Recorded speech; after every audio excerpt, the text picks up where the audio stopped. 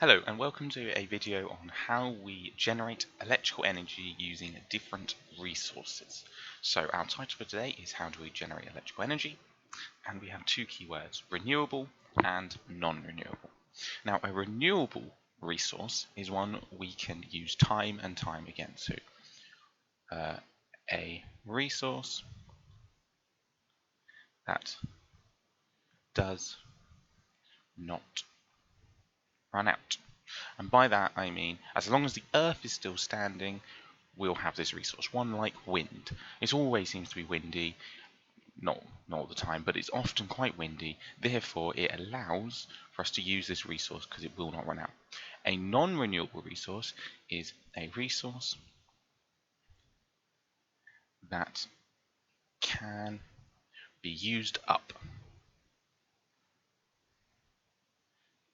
It is what we call finite. And finite literally means it has a finishing point. We can use it all up. Something like coal, oil, or natural gas is a non-renewable resource. So make sure you put those keywords down because I'm going to rub them out in a moment because I need to split this page up. So let's talk a bit more about these in more depth.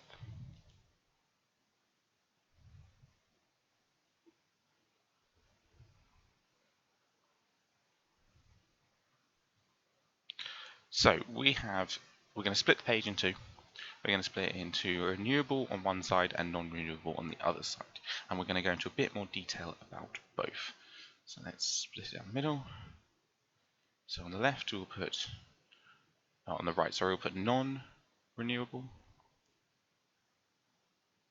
And on the left we'll put renewable. So examples of renewable resources are things like wind,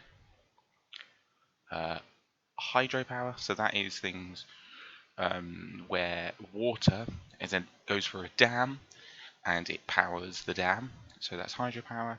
Sun or solar.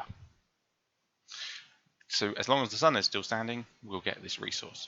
Now non-renewable are things like coal, oil, natural gas. These are all dug up from the ground, and these have all come from millions of years of old living creatures such as dinosaurs or plants or microscopic individuals that lived in the ocean, tiny ones, all being squished down under a lot of pressure and turned into these different ones, so coal, oil, or natural gas. We then dig them up and then they power our cars, our homes, etc., etc. So these will run out one day. These on the left hand side will not run out. So that is why we call these renewable and those ones non-renewable.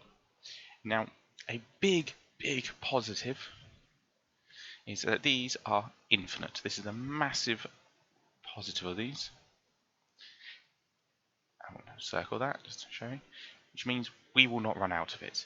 And these ones, a big negative, as I've said before, is they are finite. We will run out of these. Now, these ones, a problem with these ones is that they aren't always consistent. It's not always windy. It's not always sunny. So when that's not sunny, not windy, we won't be able to generate power.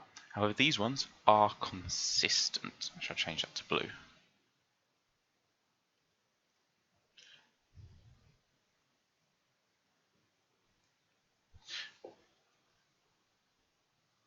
And these ones are consistent. We can always generate power from these ones because as long as we're able to get it from the ground, we're able to use them. Another thing is that as they're not always consistent, they aren't able to generate as much power as these, especially things like solar power. We haven't got the technology there yet. We're getting there, and it's getting better and better every single year, but it's not quite as efficient as these. So these ones are more efficient. However, a big problem with the ones on the right is these lead to climatic change. They pour out lots of what we call CO2 and methane. These gases cause huge problems in our atmosphere, and they stop heat escaping back, and we are slowly warming the planet up. And things like the ice caps melting is due to this. So that is a big issue, and why the world is trying to start to go to wind, hydro, solar. These ones are trying to build up more because we need more of them. Now, we're going to talk a bit about how we use some of these to generate electricity.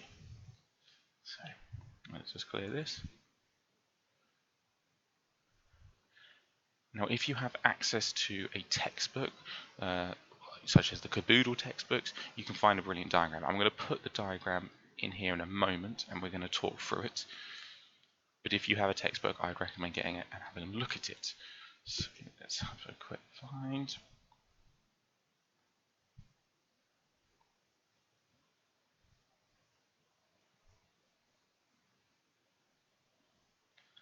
So here is our diagram. Let's make this a bit bigger.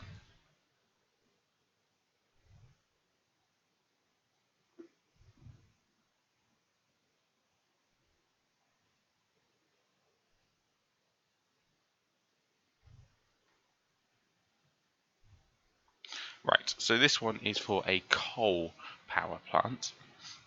So you can see here we have the coal and it goes down the chimney. This is used just to get rid of the CO2. So this is where all the CO2 will come from. But what we have here is we have what we call a boiler. And the coal is set on fire. Because when coal is set on fire, it generates a lot of thermal energy. So coal set on fire generates vast amount of thermal energy. Now we use that thermal energy to heat up the water. As you can see, water goes in here, and these pipes, and these U-shaped pipes here, it's got water going through. And as you heat up water, as we know, it will turn into steam. Now steam, as hotter it gets, the faster it will move. And as it goes through here, it speeds up and it turns the turbines. The turbines spin. So steam spins the turbines. And as the turbines spin, it spins the generator. And that generator, basically it generates electricity. Now please do not say create. It does not create energy. Please do not say that at all. If you say it creates energy, you're implying that you're making energy from nothing. And that is impossible to do. There is a finite amount of energy in the whole universe, but we have to accept that we change energy from one form to another. So what we've done here is we've changed thermal energy into electrical energy. So that's why we use the word generates electricity rather than create or make energy. So then once the water's here, it will cool back down and it will fall down into here and it will get recycled. So the water is used over and over again using this cooling system. Now this allows for us to generate electricity with coal, and it's the same with natural gas or with oil. However, if we wanted to do it with wind energy, well, wind, if you can think of a giant wind turbine, they don't need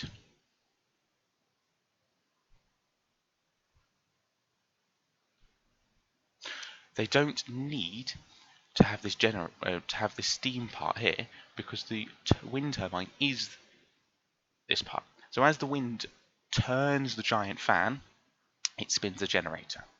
Hydroelectric power using a dam, the water pushes straight past the turbine and turns the turbine as the water goes through the dam.